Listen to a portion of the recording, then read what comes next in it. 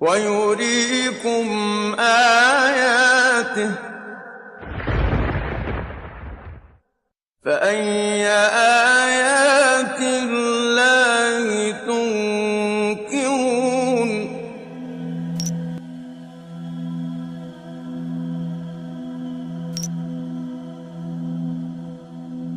From any point in the world, the direction facing the Kaaba is called Qibla, and Muslims are expected to face Kaaba while performing Salah. For most of the people who don't know the wisdom behind the holy Kaaba, it seems like Muslims are worshipping this cubic black house. That's why many of them ask the question, why a Muslim should prostrate towards a rocky house like the Hindus who are worshipping idols. Now, what is the difference between Islam and other religions in this regard? In Islam, there's a rule that if someone does not know the direction of Qibla or he has no possibilities to verify it, then he can pray to any direction he thinks is correct. Because Allah subhanahu wa ta'ala says, وَلِلَّهِ الْمَشْرِقُ وَالْمَغْرِبُ وَلِلَّهِ الْمَشْرِقُ وَالْمَغْرِبُ فَأَيْنَمَا تُوَلُّوا فَثَمَّ وَجْهُ اللَّهِ إِنَّ اللَّهَ وَاسِعٌ عَلِيمٌ.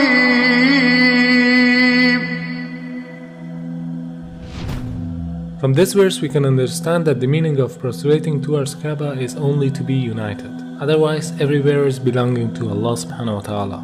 No Muslim ever worships the Kaaba when you offer Salah. Kaaba is the Qibla, it is the direction. We Muslims, we believe in unity. Now when we offer Salah, suppose you want to offer Salah here. Some will say, let's face north, some will say south, some will say east, some will say west. For unity, Allah says in the Quran, Surah Baqarah, that wherever you are, face towards the Kaaba. So Kaaba is the Qibla, it is the direction. So we are facing in that direction, but no one worships the Kaaba. Furthermore, if yet you have doubts, if you read the Hadith that's mentioned in Sahih Bukhari, volume number 2, in the book of Hajj, chapter 56, Hadith number 675, Hazrat Umar, may Allah be pleased with him, near the second Caliph of Islam, second Khalifa, he said that this black stone pointing at Hajar Aswad, black stone, it can neither benefit me, it can neither harm me. Just because my Prophet kissed it, I am kissing it. This statement that this black stone can neither harm anyone nor benefit anyone is sufficient to prove that the Muslims don't worship the Kaaba. Furthermore, at the time of the Prophet, there were Sahabas, there were companions of the Prophet who stood on the Kaaba and gave the azan. No idol worshipper will ever stand on the Kaaba and give the azan, proving that no Muslim ever worships the Kaaba. It's only the Qibla, it's a direction. Not only Salah towards the Kaaba, rather the circumambulation is also a sign of unity. If you look to the creation, from the tiny world of quantum to the huge celestial bodies in the universe, from the very atom to the biggest stars and planets, they are all rotating and circumambulating around a certain axis in a counterclockwise direction. And this is exactly what the Muslims are doing around the Kaaba. So in Islam, it's an act of worship. It means in nature everything is worshipping the Almighty Creator, but not the body which is in the center of the circumambulation. This represents the unity in the whole creation. Beside the logical fact, there's a scientific reasoning about the Kaaba. When a person puts his head on the ground towards the Kaaba, the harmful charges would be released out of his body in a perfect manner, and it causes the body to balance its energy system. To know how it works, first you should know about the concept of the golden ratio. The golden ratio is a proportion of a longer distance to a shorter one, which is equal to phi constant, 1.618. This ratio is also called a divine proportion because the Almighty Creator has used the very same proportion in a great number of events.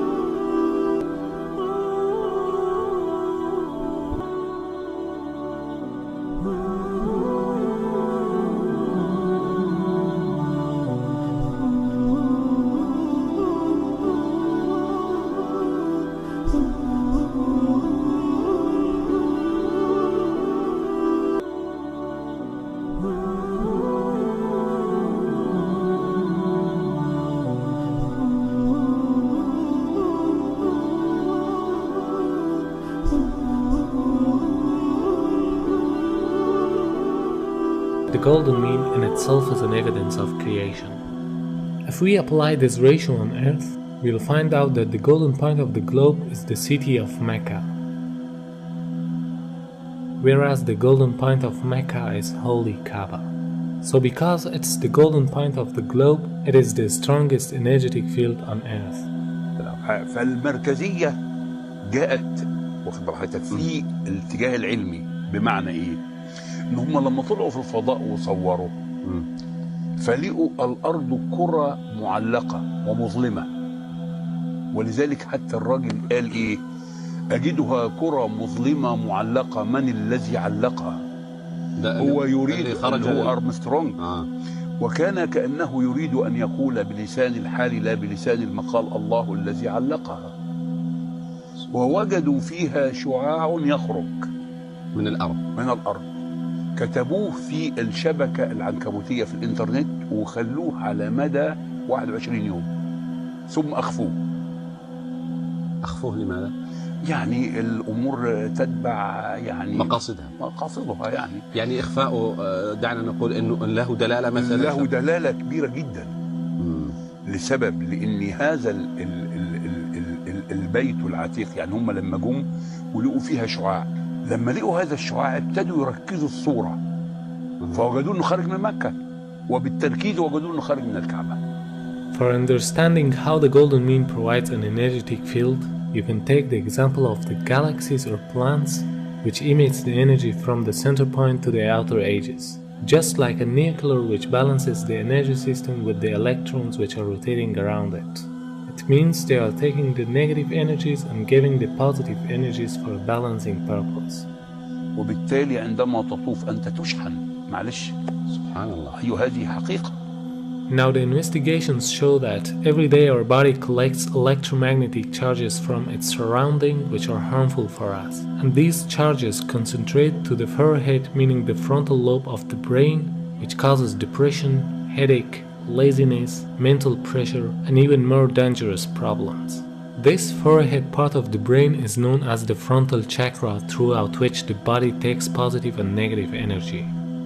It is observed that these harmful charges can be released by putting our head down on the ground. But for a better result, we should put the frontal chakra of our body in a direction towards the strongest energetic field of the earth, meaning the Kaaba. Dr. Andrew Newsberg studied the brainwave activity during the prayer. He found some direct impact on several brain locations. The benefits of prayer are incredible. Regular daily prayer helps the frontal lobe from shrinking with age, which is the part of the brain that regulates our speaking, reading, and memory. Therefore, this helps to prevent memory loss in old ages, a perfect form of meditation which brings us to a state of tranquility. وهناك بحث أن صخور مكة البازلتية السوداء هي أقدم الصخور الموجودة في العالم. هذا كلام حقيقي. أقدم الصخور. أيوة. وهذا أثبت علميا. وبحث منشور، وليس أخذوا يعني صخور بازلتية من مكة وشافوا المناطق اللي بتتكون هنا. الأمر إنه المتحف البريطاني فيه 3 شرايح من الحجر الأسود، وقالوا هذا الحجر ليس من صخور المجموعة الشمسية. The latitude of the coordinates of Kaaba is 21 degrees and 25 minutes. The first verse that describes Kaaba is the verse 225. Could this mathematic harmony be a simple coincidence? The possibility of numbers depicted in the Quran with order number 114 rising until verse 286, which describe the Kaaba for the first time, has a chance of 1 in 100,000 for them to appear next to each other. Surah 2, verse 125. The part of the coordinates after the comma can be described in the form of minutes, as well as in ratios of percentages. In order to handle the upcoming objections, when we look at the coordinates of Kaaba by changing them to percentage ratios, we come across the following verse. Surah 2, verse 142. Hence, no matter how we look at it, there is a sign in the verses that point to Kaaba and this could only be possible with the wisdom of God. Although there are scientific facts behind every command of Allah subhanahu wa ta'ala, but the Muslims should obey them without any reasoning. Because there is always a wisdom behind any order of the Creator that people cannot easily unlock the secret. But for us it is important to seek the satisfaction of our